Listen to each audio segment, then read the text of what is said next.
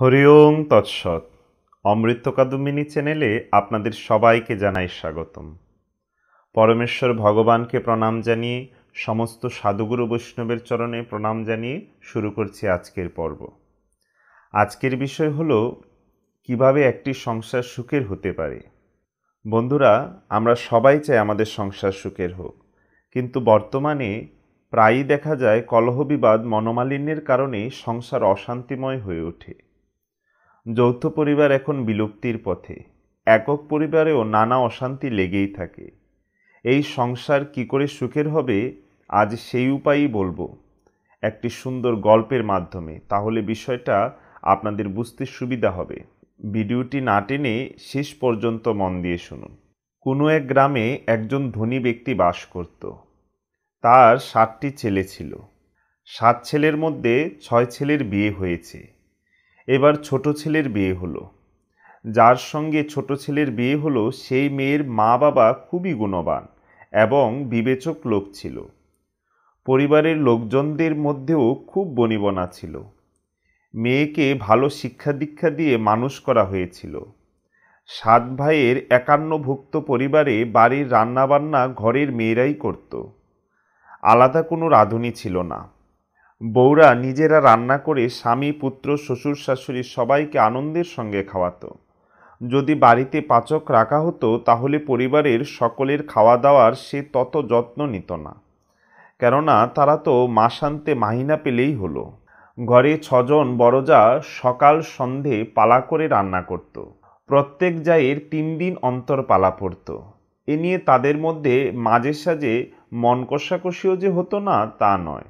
হঠাৎ কারো কোনো অসুবিধা বা শরীর খারাপ করলে সহসা তার পরিবর্তে কাজ করতে কেউ রাজি হতো না, কেননা তার পালাতে অন্য কেউ তার কাজ করেনি। ছোট বউ যখন এলো তখন তার মনে খুব উৎসাহ। একদিন সে স্নান করে কাঁচা কাপড় পরে সোজা রান্নাঘরে গিয়ে রান্না করতে বসে গেল। বড়জা তাই দেখে বলল, ছোট বউ, তুমি কেন রান্না করতে এলে? রান্নার কাজ তো আমরাই সামলাচ্ছি। ছোট বউ শুধু হাসল। সে সেদিন ভালো করে রান্নাবান্না করে সবাইকে খুব যত্ন করে খাওয়ালো। সবাই খুব প্রশংসা করে বলল, আজ ছোট বউ সুন্দর রান্না করেছে। প্রত্যেক ভাইয়ের আলাদা আলাদা ঘর। দিনের বেলা শাশুড়ি ছোট বউয়ের ঘরে ঢুকে বলল, বউ, তুমি সবার ছোট, এই জন্যে সবাই তোমাকে কত ভালোবাসে। তুমি রান্না করতে গেলে কেন? তোমার উপরে 6টা যা রয়েছে, তোমার রান্না করার দরকার কি? ছোট বউ জবাব দেয়, মা, আপনার ঘরে যদি কোনো অতিথি এসে পড়ে তাকে আপনি খাবার দেন কেন? শাশুড়ি বলে, সে তো বড় পুণ্যের কাজ মা। ঘরে যদি কোনো ক্ষুধার্ত অতিথি আসে তাকে খাওয়ানো গৃহস্থের সবচেয়ে বড় ধর্ম। তার যদি তৃপ্তি হয়, সুখ হয়, তো দাতার কত পুণ্য। ছোট বউ বলল, মা, অপরকে খাওয়ালে যদি পুণ্য হয় তবে ঘরের লোককে খাওয়ালে কি পাপ হয়? ঘর আপনার, চাল আটা আপনার, হাঁড়ি বাসনকুসন সব জিনিস আপনার। একটু কষ্ট করে রান্না করে সবাইকে খাওয়ালে তাতে অপার পুণ্য হবে কি না? সবাই খেয়ে তৃপ্তি পাবে, সুখ পাবে, কত আনন্দ পাবে বলুন তো। তাই মা, রান্নাটা এখন থেকে আমিই করব। সারাদিন বসে বসে করবই বা কি? কিছু পরিশ্রম করলে শরীর ভালো থাকবে। শাশুড়ি শুনে ভাবল, ছোট বউই ঠিক কথা বলেছে। একে ছোট মনে করেছিলাম, এখন দেখছি এর বেশ বুদ্ধি। পরের দিন খুব সকালেই তাড়াতাড়ি শাশুড়ি রান্না করতে লেগে গেছে। অন্য বউরা তাই দেখে বলল, মা, আপনি এ কি করছেন? রান্না করার জন্য আমরা তো রয়েছি, আপনি কেন করছেন? শাশুড়ি জবাব দেয়, তোমরা ছোট, আমি বুড়ি হয়েছি, মরার সময় হয়ে এসেছে, এখন যদি একটু পুণ্যি না করি তো আর কবে করব? বউরা বলল, এতে আবার পুণ্যি কি? এ তো ঘরের কাজ। শাশুড়ি বলল, ঘরের কাজ করলে কি পাপ হয়? ক্ষুধার্ত মানুষকে, সাধুসন্তকে, ব্রাহ্মণকে ভোজন করালে যদি পুণ্য হয়, তাহলে ঘরের লোককে খাওয়ালেও পুণ্য হবে। ঘরের জিনিস ঘরের মালিকের, সেই জন্যে দান করলে ঘরের সবার পুণ্য হয়। আর যদি নিজে রান্না করে সবাইকে খাওয়ানো যায় তো যে রান্না করে তার আরও পুণ্য হয়। আমি বুড়ো হয়েছি, এখন পুণ্য করব না তো আর কবে করব? শাশুড়ির কথা শুনে বউদের খুব উৎসাহ বেড়ে গেল। তারা ভাবল, আমাদের তো কোনোদিন এ কথা মনে আসেনি যে ঘরের কাজ করলে, রান্না করে সবাইকে খাওয়ালে এত পুণ্য হয়। এরপর থেকে যে বউ আগে ঘুম থেকে উঠে সেই রান্নার কাজে লেগে যায়। এ নিয়ে ঝগড়া শুরু হয়ে গেল। একজন বলে আমি রান্না করব, তো অপরজন বলে আমি রান্না করব। কর্তার কানেও এ খবর পৌঁছে গেল। তিনি তখন সকলকে বলে দিলেন, সকলে নিজেদের মধ্যে পালা করে নাও, নিজ নিজ পালামতে রান্না করো।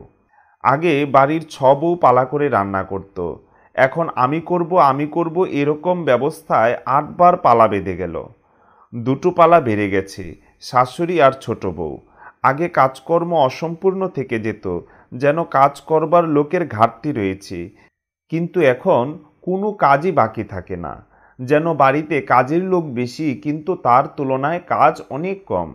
দেখুন, ধনী লোকের ঘরে কাজের জন্যে চাকর বাকর থাকে। চাকরেরা তো আর সাধু সন্ন্যাসী নয়, তাদেরও সংসার আছে, পরিবার পরিজন আছে। তারা নিজেদের ঘরের কাজকর্ম সেরে তবে মনিবের ঘরে কাজ করতে আসে, আর মাইনেও পায়। আপনারা নিজেদের ঘরের কাজ নিজেরা করতে পারেন না, অথচ নিজেদের খুব বড় মনে করেন। তাহলে দেখুন, চাকর বড় না আপনি বড়? ছোট বউ চিন্তা করল, এখন তো 4 দিন পর আমার পালা, তাহলে কি করা যায়? ঘরে একটা পুরানো আটা ভাঙার জাতা ছিল। ছোট বউ সেটা নিজের ঘরে নিয়ে এলো আর আটা পিষতে শুরু করে দিল। মেশিনের আটা গরম হয়, আর গরম আটা থলিতে ভরে দিলে তার ভিটামিন নষ্ট হয়ে যায়। তার জন্য রুটি খেতে শক্ত হয়, তেমন সুস্বাদু হয় না, কিন্তু হাতে পেষা আটার রুটি নরম হয় আর খেতেও সুস্বাদু। ছোট বউ হাতে পিষে রুটি তৈরি করেছে। সবাই খেয়ে বলল, আজ তো ছোটর হাতের রুটি বেশ পাতলা নরম হয়েছে। শাশুড়ি ছোট বউয়ের ঘরে গিয়ে বলল, ছোট বউ, তুমি কেন আটা ভাঙছো? আমাদের কি পয়সা কমে গেছে? ভগবান আমাদের অনেক দিয়েছে। ছোট বউ উত্তর করে, মা, হাতে আটা পিষলে শরীর ভালো থাকে, আপনা আপনি ব্যায়াম হয়ে যায়, অসুখ বিসুখ করে না, ঘরে ডাক্তার ডাকতে হয় না। আর দ্বিতীয় কথা হলো, আটা পেশায় রান্না করার চেয়েও পুণ্য বেশি, কেননা রান্না বরং যে করে করুক, সবাই তো আমার পেশা আটা খাবে। শাশুড়ি আর অন্যান্য যারা এ কথা শুনে ভাবল, ছোট বউ তো ঠিকই বলছে। তারা তখন সবাই আপন আপন স্বামীদের বলে নিজের নিজের ঘরে একটা করে জাতা আনিয়ে নিল। রোজ জাতাতে 2 সের 2.5 সের আটা ভাঙা হতে লাগলো। অনেক আটা জমে যেতে লাগলো। এত আটা কি করা যায়? তখন ছোট বউ পরামর্শ দিল, আপনারা বেশি আটা দোকানে বিক্রি করে দিন। ছোট বউয়ের কথা সবাই মেনে নিল। ছোট বউ এবার ভাবল, আটা ভাঙার কাজও তো এখন আমার হাত থেকে চলে গেল, এখন আমি কি করি? বাড়িতে কুয়ো ছিল। একটা চাকর রোজ সকালে তা থেকে জল তুলে দিত। ছোট বউ 7 সকালে উঠে স্নান সেরে কুয়ো থেকে জল তুলে রাখল। চাকরটা এসে দেখে সব জল তোলা হয়ে গেছে। কর্তামশাই বাড়ি এসে চাকরটাকে বসে থাকতে দেখে বললেন, তুই বসে আছিস কেন রে? জল তুলছিস না যে? চাকরটা বললেন, বাবু, আপনি দেখুন, সব জল ভরা হয়ে গেছে, আমি কি করব? কর্তামশাই বললেন, খোঁজ করত কে জল ভরেছে। শাশুড়ি ছোট বউয়ের কাছে গিয়ে বলল, বৌমা, তুমি সব জল ভরেছ? ছোট বউ বলল, মা, আপনি চুপ করুন, কিছু বলবেন না, আপনাকে বলায় আমার সব কাজ হাতছাড়া হয়ে যাচ্ছে। আপনি বৈশাখী মাহাত্ম্য তো শুনেছেন, বৈশাখ মাসে অপরকে জল খাওয়ানো কত পুণ্যের কাজ। জলদানে যত পুণ্য, অমন পুণ্য অন্নদানেও হয় না, কেননা অন্ন লোকে দিনে 1 বার 2 বার খায়, আর জল অনেকবার খায়। জলে স্নান করে, কুলোকুচা করে, হাত পা ধোয়, কাপড় কাচে, জল নানা কাজে লাগে। পরের দিন 7 সকালে শাশুড়ি ঘুম থেকে উঠেই কুয়োর জল তুলতে আরম্ভ করলো। তাই দেখে অন্য বউরা দৌড়ে এসে বলল, মা, আপনি জল তুলছেন যে, লোকে আমাদের কি বলবে? বাড়িতে এতগুলো বউ থাকতে আপনি কেন জল তুলবেন? শাশুড়ি জবাব দেয়, বুড়ো হয়েছি, মরার আগে কিছু সেবা করে পুণ্য অর্জন করতে দাও, আমার পরে তোমরাই তো সব করবে।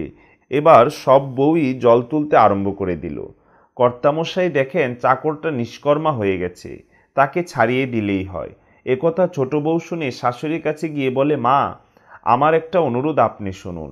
বাবার কাছে গিয়ে বলুন চাকরটাকে যেন না ছাড়ান। ও বেচারা সংসারী লোক, এখানে করে খাচ্ছে, ওকে ছাড়িয়ে না দিয়ে বরং অন্য কাজে লাগিয়ে দিন। শাশুড়ি বুঝল ছোট বউয়ের বড় দয়ার শরীর, বিচার বুদ্ধি উন্নত। এদিকে ছোট বউ দেখলো রান্না সবাই করছে, আটা সবাই পিষছে, জলও তুলছে, এখন কি করা যায়?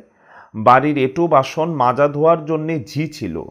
তবু ছোট বউ এঁটো বাসন এঁটো হাঁড়ির গাধা নিয়ে এক কোণে বসে সব মাজতে আরম্ভ করে দিল। ঝিটা একধারে বসে বসে দেখতে লাগলো। শাশুড়ি ছুটে এসে বলে, বৌমা এ কি করছো? বাসন হাঁড়ি সব মাজলে তোমার গয়না নষ্ট হবে, কাপড়ে দাগ লাগবে, কি লাভ হবে? ছোট বউ বলল, মা আপনি চুপ করুন। শাশুড়ি বলে, কি ব্যাপার বলো তো? ছোট বউ উত্তর দেয়, এটু কুরুনও খুব পুণ্যের কাজ। মা মহাভারতের কথা শোনেননি? পাণ্ডবরা যজ্ঞ করেছিল, সেখানে তারা প্রথমেই ভগবান শ্রীকৃষ্ণের পূজা করেছিল, আর শ্রীকৃষ্ণ নিজে সেই যজ্ঞে সকলের এঁটো তোলার ভার নিয়েছিলেন। যত ছোট কাজ তাতে তত বেশি মাহাত্ম্য। যদি এঁটো তোলার এত মাহাত্ম্য না হয় তবে কি ভগবান নিজে কাজ করতেন?